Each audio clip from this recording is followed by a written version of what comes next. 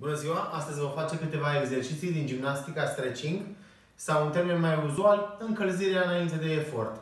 Vor fi câteva exerciții prin menținerea unei poziții timp de 8 secunde. Voi trece eu prin toate exercițiile de sus în jos, de la simplu la complex, de la ușor la greu.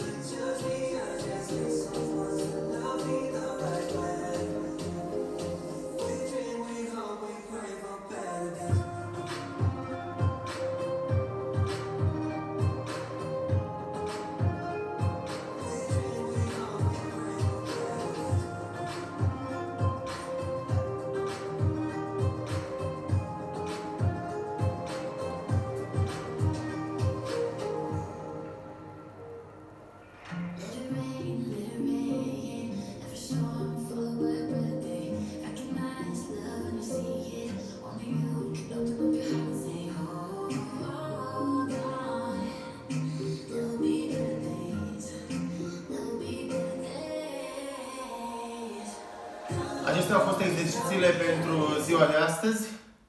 Încercați să mențineți poziția cât mai corectă și încercați să nu forțați fibra musculară ca nu cumva să suferiți vreo accidentare. Spor la treabă!